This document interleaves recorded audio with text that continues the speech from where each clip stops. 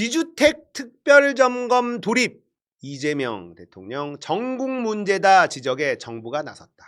지주택, 지역주택조합. 자, 지역주택조합은 원수에게 소개시켜준다는 말이 있습니다. 왜 그러겠어요? 문제가 너무 많고 돈 날릴 확률이 너무 많기 때문에 그렇습니다. 기사를 먼저 좀 볼게요.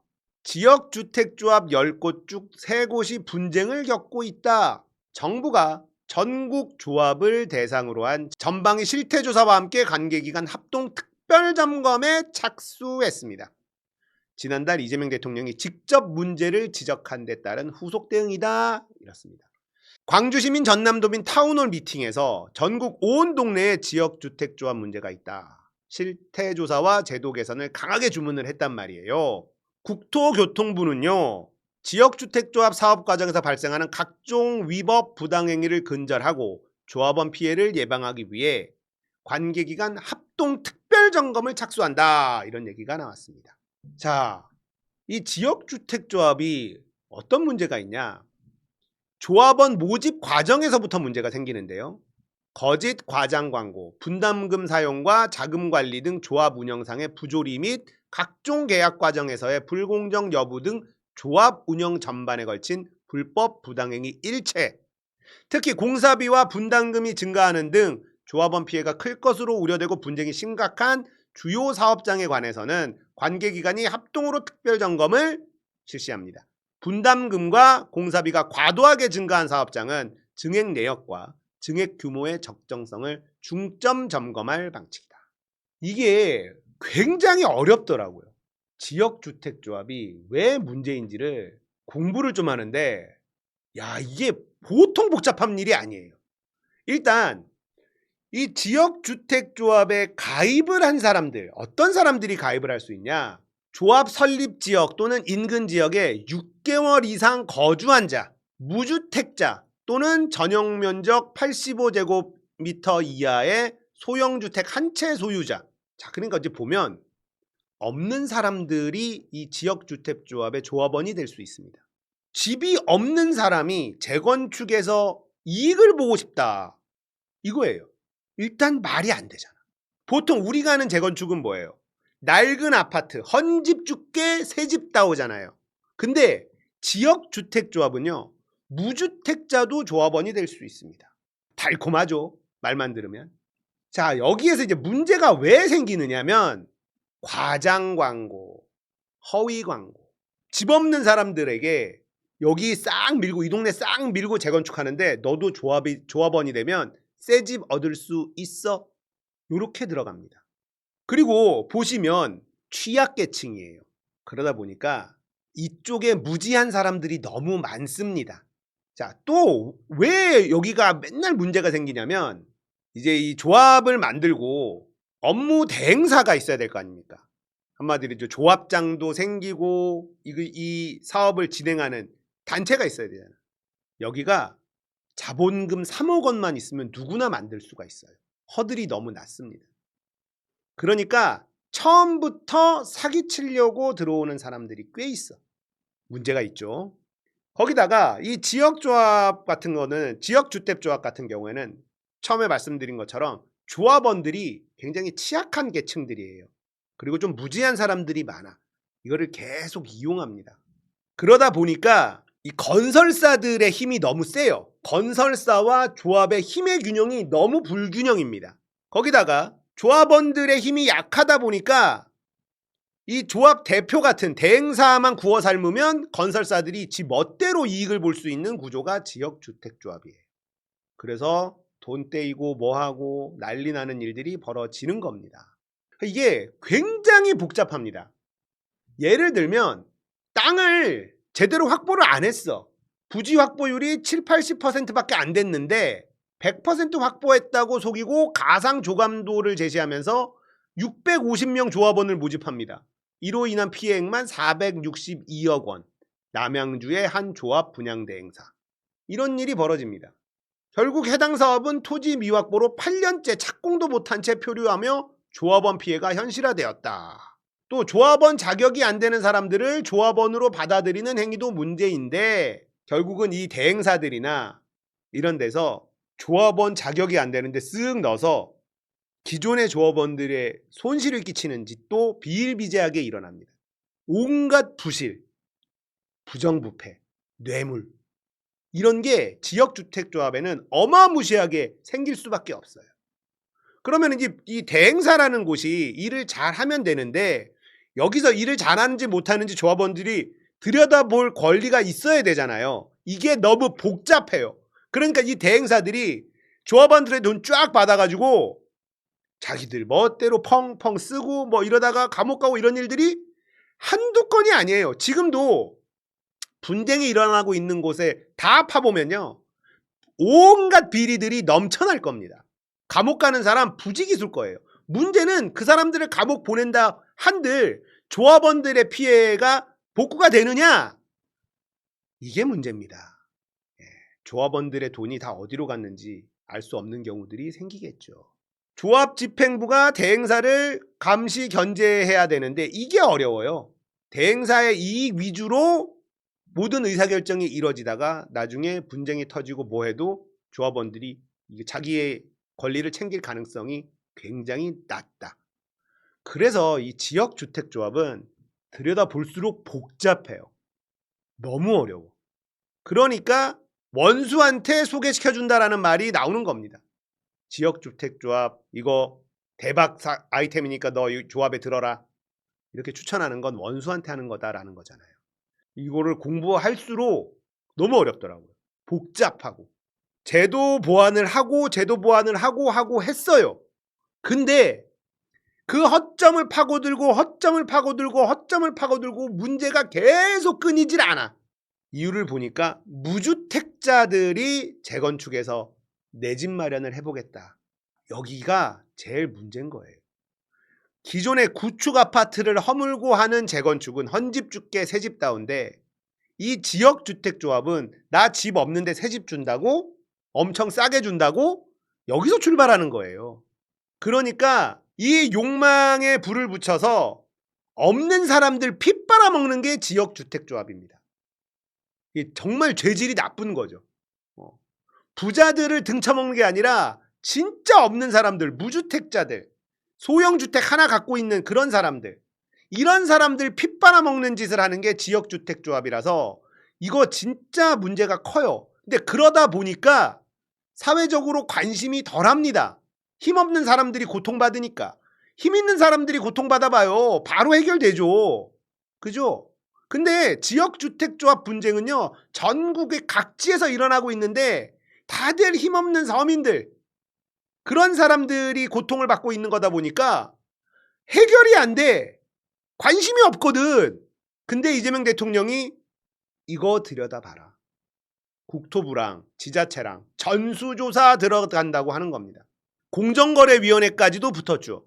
조합과 시공사, 조합과 대행사, 계약 과정이나 조합 탈퇴 환불 관련 불공정 요소 점검한다. 국민권익위도 움직입니다. 이해 당사자 간 분쟁 조정을 지원하고 분쟁 원인을 조사하고 원활한 사업 추진도 지원하고 이번 실태 점검과 특별 합동 점검은 다음 달 말까지 시행할 예정이며 불법 부당행위가 적발될 경우 관련 법령에 따라 시정 요구, 과태료 부과 등 조치를 취하고 필요시 수사 의뢰 등 사법 조치도 추진하기로 했다. 줄줄이 감옥 갑니다.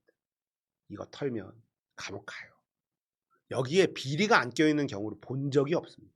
없는 사람들 돈 모아가지고 수십억 수백억 만들어가지고 그거 피 빨아가지고 나쁜 놈들 진짜 아휴. 여기를 들여다본다라는 건 진짜 부동산 이제 끝났다는 거예요. 부동산으로 해먹는 거 진짜 끝났다. 그리고 이제 남아있는 게 뭐냐? 공급 정책입니다. 일단 문재인 정부 때 발표했던 3기 신도시가 있어요. 3기 신도시 그 토지 수용까지 다 끝냈는데 공사 시작을 안 해. 윤석열 정권 때 했어야 되는데 안 했어. 왜 안 했을까? 공급이 들어가면 기존 집값이 떨어지니까 안 했다. 그래서 이재명 대통령이 일단 3기 신도시부터 빨리 진행합시다. 거기 물량 어마무시하게 많아요. 네. 일단 거기 들어간다. 결국 실제 공급이 들어가는 것보다 자 지금 6억으로 대출 막아놨죠. 부동산이 오른다는 기대 심리가 엄청 꺾였어요. 자, 3기 신도시 들어가면 이제 공급이 시작된다. 이것만 해도 시그널을 주거든요. 그리고 또 추가적인 공급 대책 이런 것들이 나오면 부동산 얼어붙을 수밖에 없습니다. 거기다가 지금 주식시장을 이렇게 활성화시키려고 노력을 하는데 돈이 부동산으로 가겠습니까? 언론에서 현금 부자들만 줍줍한다? 개소리입니다. 현금 부자들 이미 주식시장에 돈 넣었어요. 제가 계속 여러분들한테 조금이라도 주식에 돈 넣으세요 라고 얘기하는 이유가 뭐냐면 부자들은 이미 주식시장에 돈 넣었어. 부동산에서 빼서. 지금 갭투기로 물려있는 애들만 등신된 거예요. 그러니까 여러분들도 너무 뒷차 타지 마시고 지금 뒷차 아니야. 지금 뒷차 아니니까 없는 돈이라도 한 달에 30만 원, 50만 원 이렇게라도 적금 붙는다 생각하고 지수 연동 상품에 투자하면 돼요. 그러면 됩니다. 그렇게라도 넣어야 돼. 돈 많은 사람들 이미 갭투기꾼들한테 꼭지점에다가 집 다 넘기고 아파트 같은 거 다 팔고 그 돈 주식시장에 넣어놨다니까. 지금 영끌족들만 비명 나는 거예요. 죽어나는 겁니다. 방법 없어. 이제 경매 물건이 쏟아져 나오는데 문제는 경매 시장에도 대출이 6억밖에 안 돼요. 그럼 경매도 다 유찰이야. 아파트 값이 오를 수가 있습니까? 못 오른다니까요. 영끌족들이 버티고 버티다가 이자 내는 거 감당이 안 돼요. 얘네들 영끌족들이 전세 끼고 대출하고 자기 돈 몇 푼 안 들이고 이렇게 해서 사는 거 아닙니까? 갭투기꾼들이. 근데 걔네들이 보통 대출을 얼마씩 받았냐? 10억씩 받아요. 10억. 10억이면 원금까지 같이 상환한다. 그러면 한 돈 1,000만 원씩 내야 됩니다. 10억이면 한 달에 돈 1,000만 원씩 내야 되는데 아파트 값이 그 이상 올라야지 이득이잖아.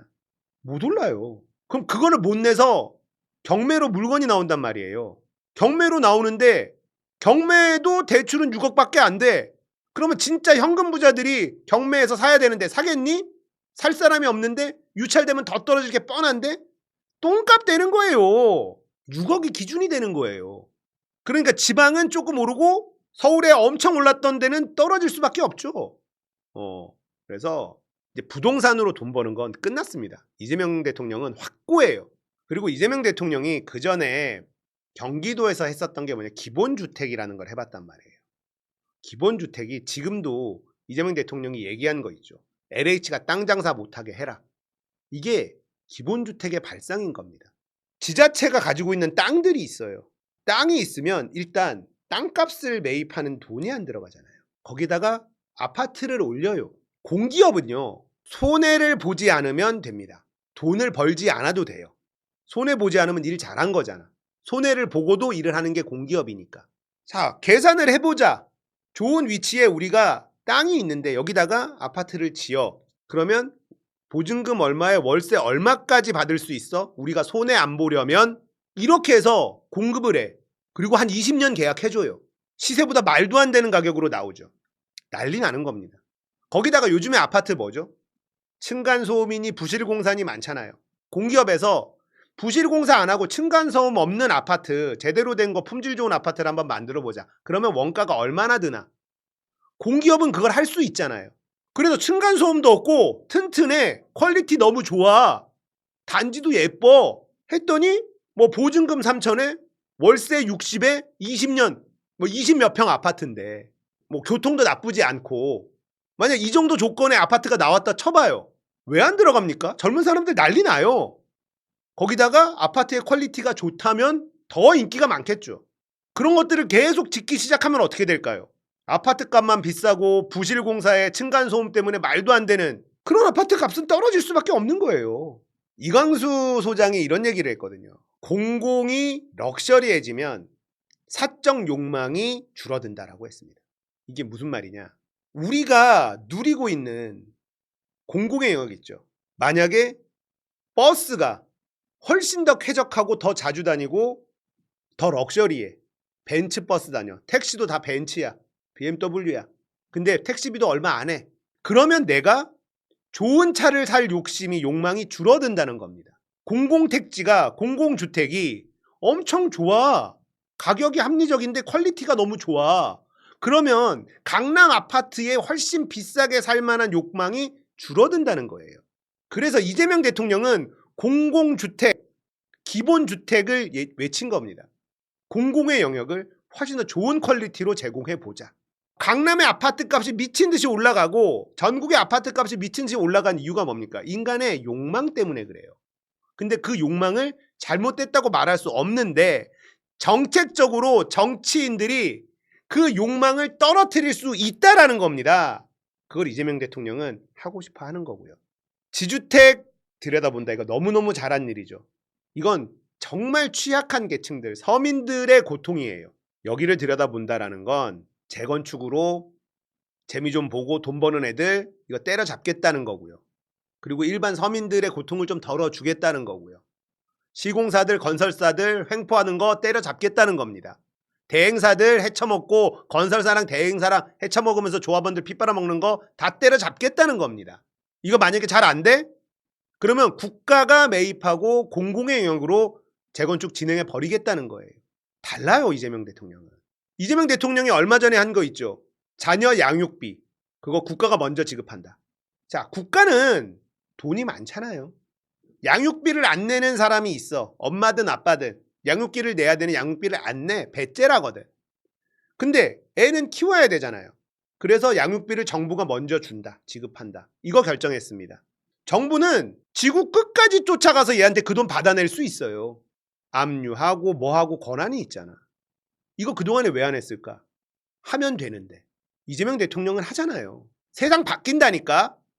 자, 이재명 대통령이 민주당이 주식에 돈 좀 넣으세요. 서민들 주식으로 돈 좀 버세요.